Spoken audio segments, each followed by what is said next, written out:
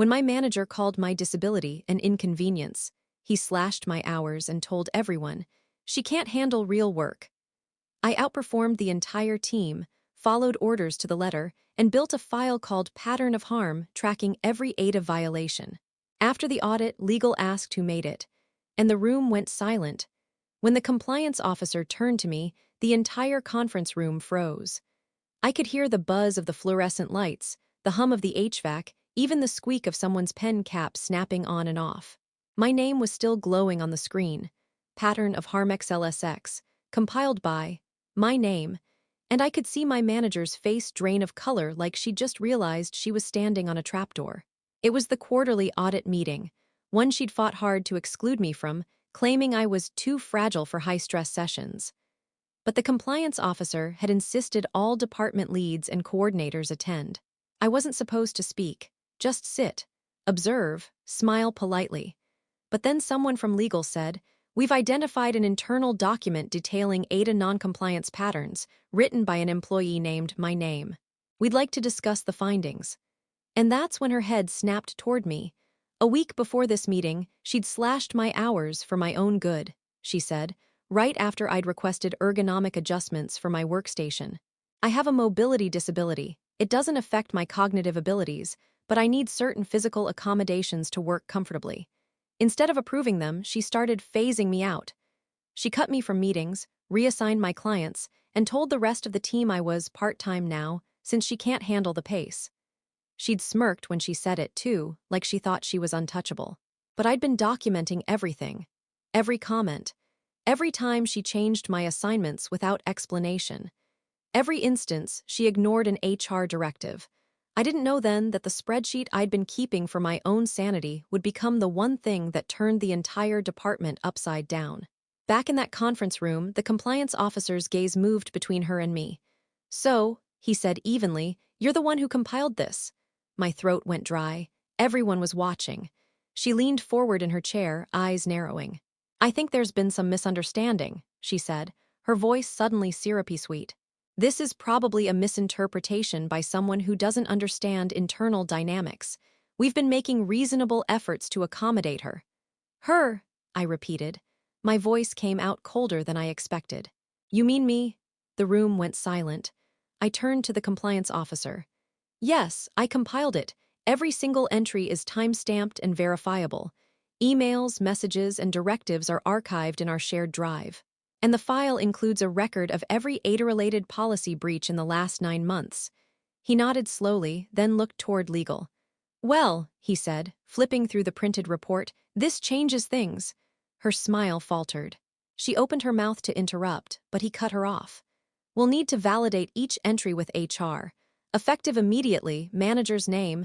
You're to refrain from interacting with my name, pending review." The color drained from her face.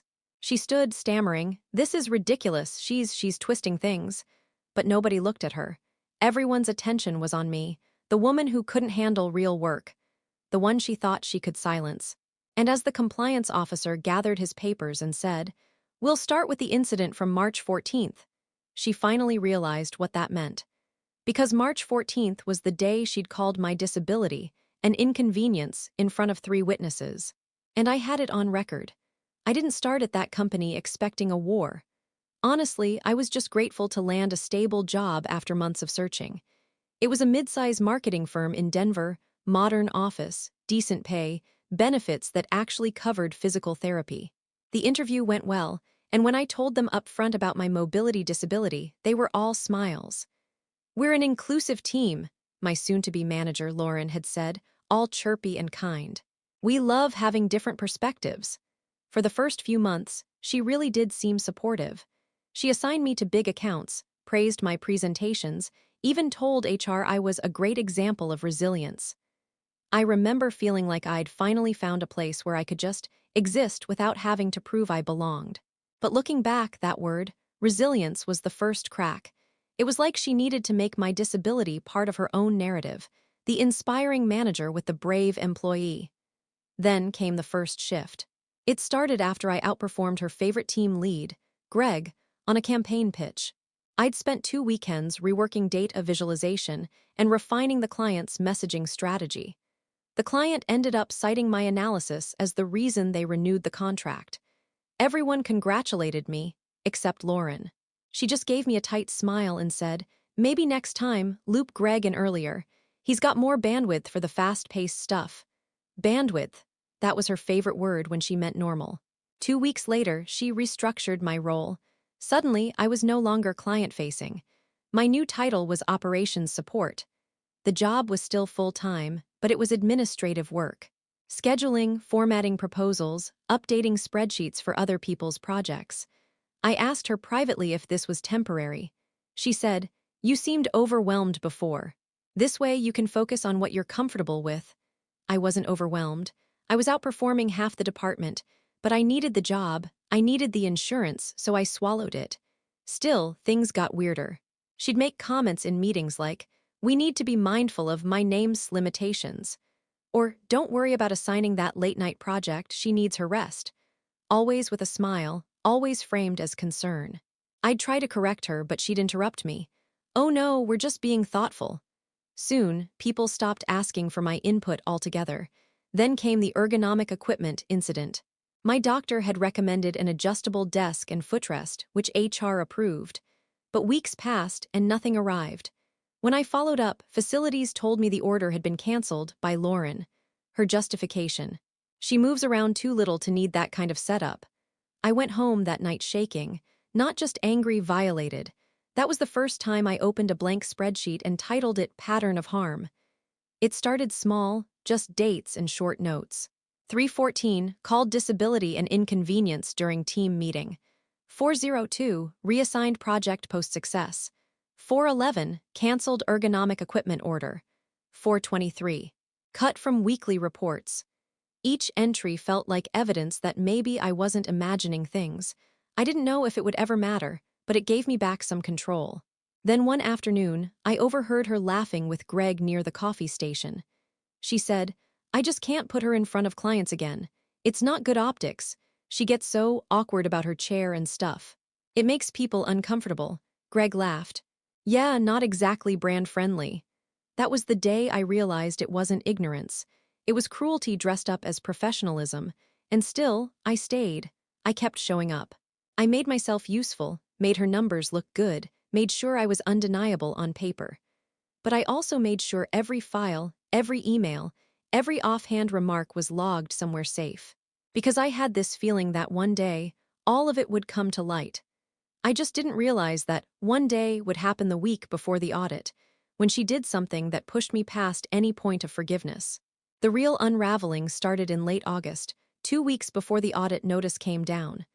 We'd been in a crunch, big client, tight deadline, and the entire team was putting in extra hours. I'd been working from home some days because my doctor adjusted my treatment plan.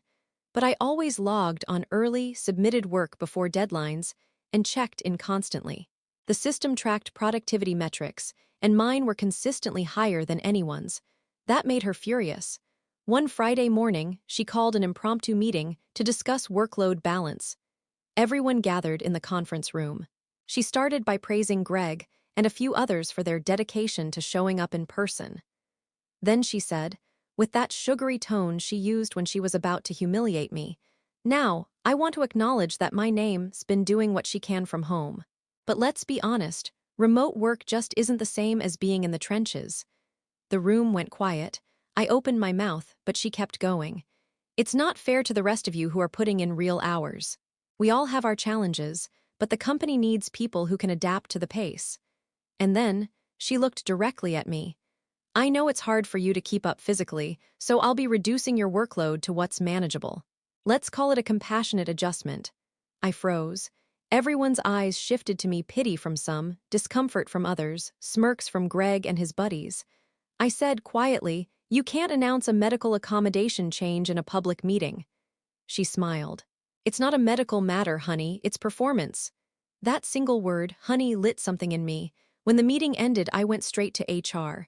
The rep listened, nodded, took notes, and promised to follow up. Days passed. Nothing happened. Then I got an email from Lauren CCing HR. "Following up on our conversation, I've adjusted my name's schedule to 20 hours per week for now. We'll reassess when she's ready for a full workload." That was the moment I realized HR wasn't neutral. They weren't protecting me, they were protecting her. So I went quiet. I smiled when she mocked me. I nodded when she reassigned my projects. And I kept adding to the spreadsheet, every lie, every slur, every compassionate cut. Then she made her biggest mistake. One afternoon, she walked into the open office area and started venting about me to another manager, assuming I wasn't there. She said, "I swear, I've done everything I can. She's just not built for this." I mean, how are we supposed to give her client work when she can't even sit through a full meeting without a break? I need people who can handle real work. Someone recorded it, not me.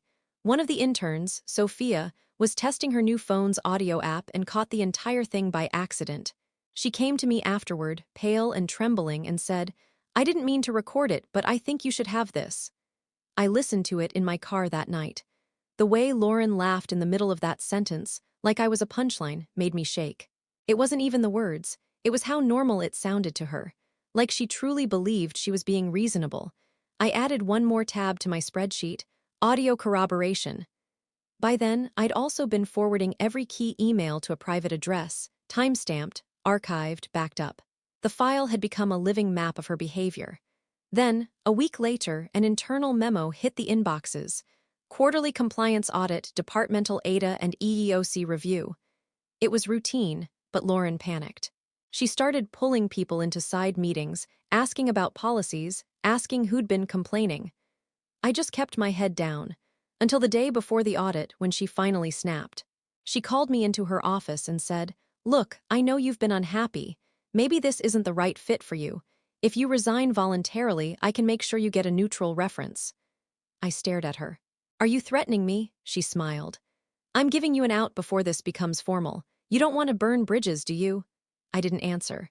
I just walked out, went home, and spent 6 hours cleaning up the spreadsheet, checking every link, labeling every file, organizing every timestamp. When I uploaded it to the shared compliance folder the next morning, I didn't think anyone would notice it before the audit. It was just insurance. But they noticed. Because the compliance officer saw the file name, pattern of harm XLSX, and opened it first thing that morning.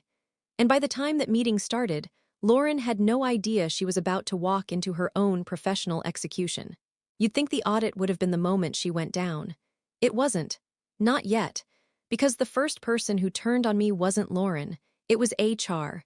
The morning after that audit meeting, I was called into HR's office. 2 people were waiting, our HR director and a company attorney I'd never met. They smiled too much. The director said, "We just want to have a quick chat about the document you prepared. The pattern of harm spreadsheet." My stomach sank. They thanked me for my diligence, said it was admirable, then pivoted hard. "Unfortunately, this kind of document could be interpreted as a breach of internal confidentiality policies. You included names, private correspondence, and performance notes. That puts the company in a difficult position." There it was, the setup. I said, "Everything in that file was compiled from materials accessible to anyone with departmental clearance. I didn't share it outside the organization." The attorney said, "Still, creating it outside of an approved investigation framework could be seen as misconduct." Misconduct. That word burned. I knew what they were doing, containment. They weren't protecting me. They were trying to discredit me before I could go external. I sat there, hands clenched in my lap, listening to them talk about policy violations and procedural missteps, until I finally said, quietly, "You do realize everything in that file documents violations of federal disability law, right?" Silence. The attorney shifted in his chair. The HR director said, "We're not here to discuss legal interpretations. We're here to address internal processes." When the meeting ended, they told me I'd be placed on administrative review until the situation was clarified. That meant unpaid leave. Effective immediately. Lauren's fingerprints were all over it. I walked out of that office shaking. She'd beaten me to the punch, used HR to neutralize me before the audit report could be finalized. And the worst part, she'd made it look clean. By the time I got home, my company email was locked and my calendar was cleared. For 2 days, I sat in my apartment surrounded by printed evidence, trying to figure out what to do next. I was scared, honestly scared, because it wasn't just about my job anymore. It was about my reputation, my career, my name being quietly rewritten as the difficult employee who couldn't handle feedback. Then, out of nowhere, I got a text from Sophia, the intern who'd recorded the audio. Sophia. They called me in. They wanted me to delete the recording, said it was a privacy issue, but I didn't. I made a copy. It's on my personal drive. That message changed everything, because I realized something. If HR and legal were trying this hard to bury it, it meant the audit team had found something big. And someone, maybe not intentionally, had leaked to them that the data came from me. The next morning, I decided to go nuclear. I contacted the corporate compliance hotline. It was external, run by a third-party firm, anonymous if you wanted. I didn't stay anonymous. I submitted everything. The spreadsheet, the emails, the recording transcript. I wrote a 3-page statement describing how HR had retaliated after I reported discrimination. I hit submit at 1:12 a.m. 3 days later. The company's general counsel, not HR, not my department head, called me directly. His tone was clipped, professional. He said, "We've received your report. I want to assure you it's being reviewed at the corporate level. Do not communicate with your direct manager or HR until further notice." That's when I realized something was shifting behind the scenes. By the end of that week, the whispers started. Colleagues texting me that Lauren had been pulled into meetings all day, that HR was scrambling, that the audit had expanded scope. But here's where the twist hit hardest, because in the middle of all that chaos, I found out someone had leaked my identity to Lauren. Someone from the compliance team, someone who had access to the audit folder, and that person was Greg. I got the proof when Sophia sent me a screenshot of an email chain she'd seen on his shared screen. It was from Lauren to Greg. "Thank you for confirming. I knew it had to be her. She'll regret this." That was dated 2 days before my HR meeting. Greg had told her I was the one who created the spreadsheet, the guy whose client I'd outperformed, the one who laughed about my chair, the one who'd been waiting for me to slip. He'd given her the ammunition she needed to try to destroy me, and for a moment it almost worked. Almost. Because what none of them realized was that I still had something neither Lauren, nor HR, nor Greg could erase. A full digital trail stored outside their system, and a federal agency that doesn't take kindly to retaliation against disabled employees. And once I made the next call, things would spiral so fast that none of them would see it coming. When the dust settled from the HR ambush, I spent 2 full days in silence. I didn't sleep. I didn't even eat much. I just sat in my living room surrounded by paper, emails, transcripts, copies of policy manuals. The spreadsheet printout spread across my coffee table like a crime scene diagram. I wasn't thinking about revenge, not yet. I was thinking about survival. But the thing about being pushed too far is that survival turns into strategy. I started by organizing everything by category: policy breaches, slurs, retaliation, and documentation tampering. I color-coded them. It wasn't about obsession, it was about clarity. Because I knew I had one shot to make the system listen. The company thought they'd isolated me, that HR could discredit me quietly and the world would move on. What they didn't realize was that I wasn't working within their system anymore. I went outside it. First, I filed a formal EEOC complaint online. It took 4 hours to get it perfect: dates, witnesses, exact quotes, evidence attached in compressed folders. I listed every retaliation act, including my administrative review. When I hit submit, the screen told me I'd get a confirmation email within 72 hours. I got it in 5. Next, I contacted a disability rights attorney, not one of those free consultation firms. I found a lawyer who specialized in ADA retaliation cases against corporate employers. I sent her everything. Within a day, she called me herself. She said, "I've read your file. You've documented this like a compliance officer. We can make this stick." For the first time in months, I felt steady. We mapped out a plan. 1. Do not contact the company again, except through legal counsel. 2. Preserve all evidence externally and back it up to encrypted storage. 3. Request a digital access log from IT under the ADA confidentiality clause. Because once a complaint is active, they're legally required to preserve all employee records. 4. Wait. The waiting was the worst part. While that was happening, the gossip mill at work spun out of control. Colleagues texted me updates. Lauren was acting like nothing happened. but everyone could tell she was rattled. Greg had suddenly gone quiet, and HR had started reviewing documentation procedures. That meant corporate was already poking around. Meanwhile, the compliance officer, the one who'd been in the audit meeting, emailed me privately from his personal account. He said, "Off the record, I saw what you submitted. You should know the legal department is investigating HR's role as well. Keep every receipt." That message confirmed everything I suspected. This wasn't about one bad manager anymore. It was systemic. So I doubled down. I went through Lauren's old directives and found something huge. In one of the files she'd restructured, earlier that year, she had changed a client's accessibility settings in the campaign deliverables to cut costs, removing alt text and screen reader compatibility from the website launch. I had the email chain showing she did it knowingly, even bragging, "No one's gonna notice." That's an ADA violation on the client side. That meant liability exposure, the kind of thing that makes corporate panic. I sent that email thread to my attorney. She nearly laughed. "Oh, they're done," she said. "They don't even know it yet." Then came the next step, controlled silence. I didn't respond to HR's check-in messages. I didn't answer Greg's fake sympathetic text asking if I was okay. I didn't even react when Lauren posted passive-aggressive updates on LinkedIn about the importance of resilience and professionalism. Instead, I focused on building the timeline for the EEOC. Every date aligned with my spreadsheet. Every claim had proof. The story was airtight. But I wasn't just preparing for a lawsuit. I was preparing to expose them. My attorney suggested a whistleblower disclosure, sending documentation directly to the client whose accessibility project Lauren had sabotaged. Legally, it was protected because it related to a federal compliance issue. If that client discovered they'd been sold a non-compliant product, it would detonate the company's image from the outside. I agreed. 2 weeks later, I got the call. The client had received the disclosure.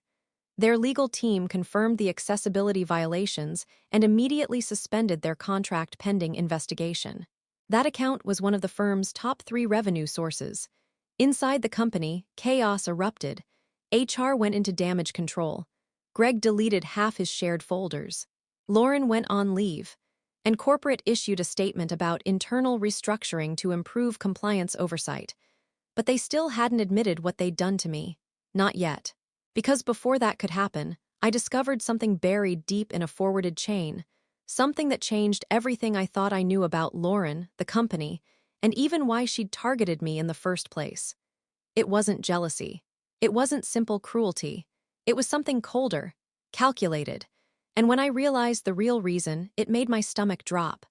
The real reason she went after me didn't come from some grand reveal or confession, it came from a mistake. A stupid, careless mistake she made while trying to cover her own tracks. It was a Tuesday night. I was combing through old forwarded messages to rebuild my case timeline when I noticed something off. An email chain between Lauren and someone in finance that had been accidentally included in one of her performance review summaries from months earlier. The subject line said, "Ray, budget reallocations, accessibility resources." I clicked it open and froze. In that thread, Lauren was discussing how she'd redirected the funds meant for my AID-approved equipment, my adjustable desk, my ergonomic chair, even the software I needed for visual strain. The money, over $4,800, had been moved to a different budget line labeled Client Retention Initiative. And guess who approved it? Greg. There it was. The reason my equipment was canceled, why she'd suddenly become hostile, why HR kept dodging my accommodation requests. The money they'd claimed was being processed was already gone, absorbed into one of Greg's client budgets to make his numbers look good. But it went deeper. A few lines down, Lauren had written, "We'll just note in her file that she declined the equipment. She'll never check the vendor receipts anyway." And Greg responded, "Perfect. If compliance asks, we can say it was a voluntary adjustment for flexibility." My heart started pounding so hard I could hear it in my ears. They hadn't just discriminated against me, they'd committed fraud. They stole federal accommodation funds. I sat there staring at the screen for 10 full minutes. My hands were shaking. Then, slowly, the realization hit me. That's why she tried to push me out before the audit. That's why HR turned on me. Because if I stayed, and if the audit dug deep enough, they'd all go down. I forwarded the chain to my attorney that night. The next morning, she called me at 7:30 sharp. Her voice was calm but tight. "This changes everything," she said. "This isn't just an ADA retaliation case anymore. This is a financial misconduct issue tied to federal compliance. We're escalating." By noon, she'd filed a formal complaint with the Office of Federal Contract Compliance Programs, OFCD, because our company held government contracts. Misappropriating accessibility funds under those contracts. That's not just unethical. It's potentially criminal. While the federal investigators began reviewing the case, I started to piece together the pattern in full. Lauren hadn't just targeted me out of petty cruelty. She targeted me because my existence, my need for approved equipment, exposed her theft. The minute I pushed for accountability, she panicked and spun the narrative. "She's difficult, she's fragile, she can't handle real work." It wasn't discrimination as a byproduct of bias. It was discrimination as a cover-up. And the deeper I looked, the more I found. She diverted similar funds for two other employees, one who requested a modified keyboard for carpal tunnel and another who asked for speech-to-text software. Both requests had been lost in processing. Both left the company within a month. She'd been doing it for over a year. By the time the auditors returned for the second round of questioning, corporate had gone silent. No emails, no calls. I knew something was coming, though. You can feel it when people start turning inward, protecting themselves, rewriting history in real time. And then, just before the internal announcement dropped, I got a call from the compliance officer, the same one who'd looked at me across the table during that first audit. His tone was different now, respectful, almost cautious. He said, "I can't share details, but I need to tell you, you were right to document everything. What you uncovered wasn't just harassment. It's an ongoing investigation at multiple levels. Don't delete anything, don't talk to the press, just wait." Wait, that word again. I spent the next week doing exactly that, waiting, barely breathing, checking my phone every hour. And then it happened. An internal memo leaked to the staff inboxes. Subject: Administrative action. Departmental leadership change effective immediately. Lauren, last name, and Greg, last name, are no longer employed with the company. Their departures follow an internal investigation into fiscal misconduct and compliance irregularities. No public apology, no mention of me, just departures. But I wasn't satisfied, because while they were gone, HR was still standing. And the director who'd called me in to threaten me for misconduct was the same one who'd signed off on those fraudulent budget reallocations. My attorney was ready to settle, but I wasn't, not yet, because I needed them, the entire company, to feel what they'd made me feel, powerless, exposed, and cornered. And the way to do that wasn't through quiet settlement paperwork. It was through exposure. Real, public exposure.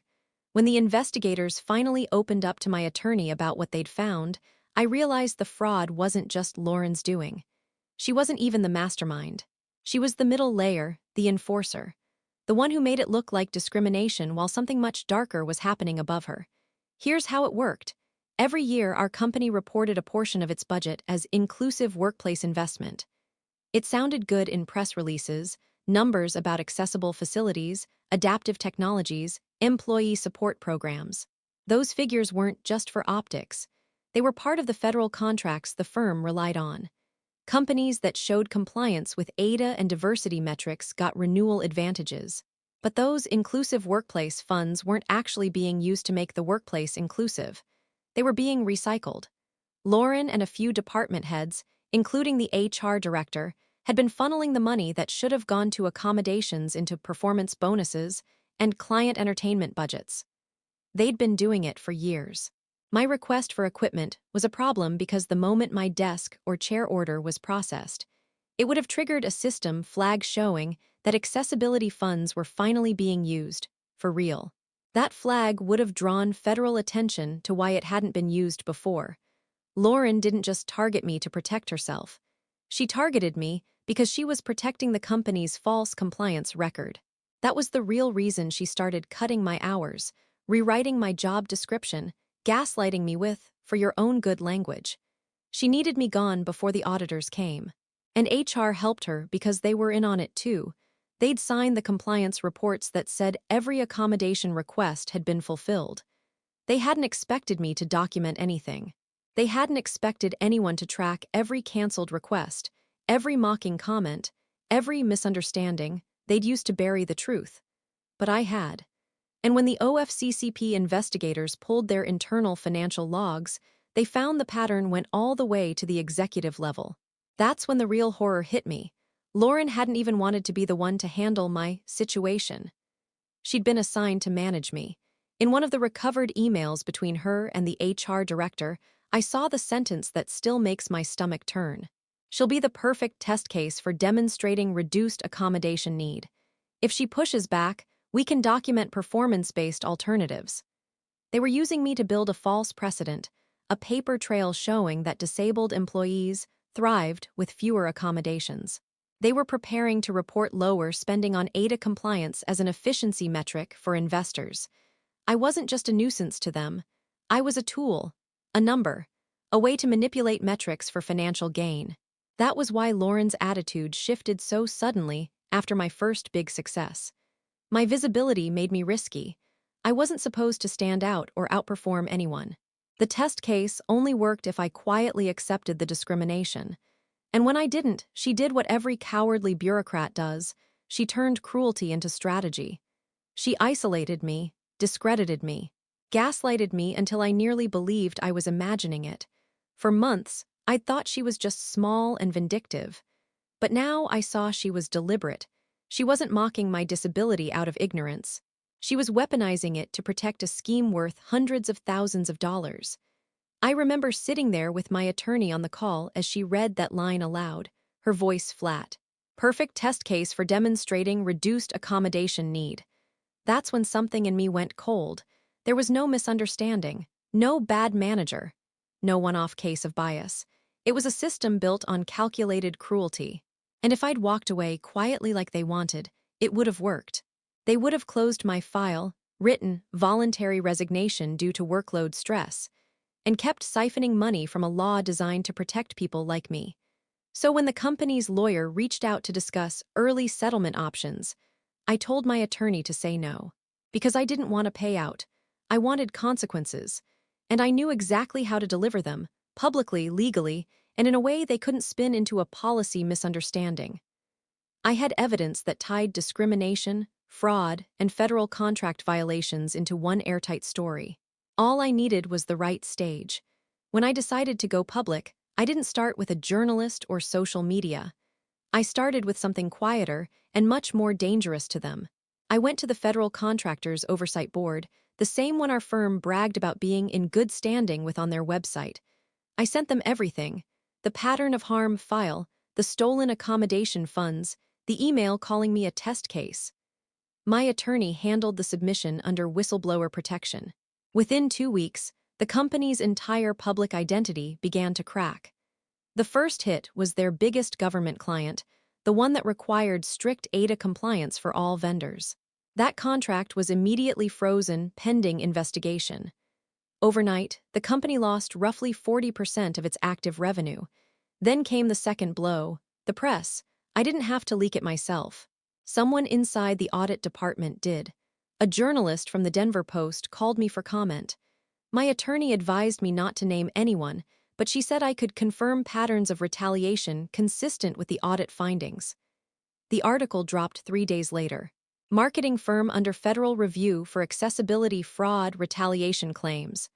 By that Monday, the company's LinkedIn page was flooded with comments from former employees, people I'd never met, sharing their own experiences of being phased out after medical disclosures. Turns out I wasn't the only one. I was just the one who documented everything. The HR director resigned that week, then the CFO, and then came Lauren. I didn't hear from her directly. But when the state investigator followed up for the EEOC case, she was unavailable for questioning because she'd quietly moved out of Colorado. No forwarding address. The rumor was she tried to apply for a similar management position in another firm until the background check flagged her involvement in an open compliance investigation. She'll never manage again. As for Greg, I saw his name one more time on a public court filing listing him as a cooperative witness. He'd flipped. He gave up every detail about how Lauren and HR coordinated falsified records. It saved him from prosecution, but not from professional ruin. No one in the industry touches him now. The company itself, officially, it still exists. But they rebranded 6 months later under a new name, pretending the restructuring was about market changes. Most of their old clients never came back. Word travels fast in business circles, especially about Ada fraud. I didn't stop there. I gave an interview to an independent disability rights publication, not for revenge, but for truth. I didn't use the company's name, but I told the story. How a manager called my disability an inconvenience, how HR weaponized bureaucracy, and how documentation turned a smear campaign into evidence. The piece went viral. It got shared on Reddit, LinkedIn, and advocacy forums. People messaged me, hundreds of them. Some told me their own horror stories, others said they started documenting after reading mine. That was the real victory. Not the settlement I finally accepted, though it was 6 figures, and I made them include a public acknowledgement of wrongful retaliation. Not the company's downfall. Not even Lauren's blacklisted name. The victory was this. I turned the phrase pattern of harm into a weapon. It's what they never saw coming. They thought I was weak, fragile, easy to silence. They thought paperwork was boring, that notes and timestamps were just busy work. But every insult, every compassionate adjustment, every little humiliation, they handed me the rope and smiled while I braided it. And when the time came, I pulled. Hard. I left Denver after the case closed. I work remotely now, for a company that actually walks the talk. The first day my new manager approved an accommodation without question, I almost cried. Sometimes, when I think back to that conference room, the fluorescent lights, the silence after I said, "Yes, I compiled it," I realized that was the moment everything shifted. They saw someone small. What they didn't see was someone keeping receipts. And in corporate America, receipts are stronger than revenge.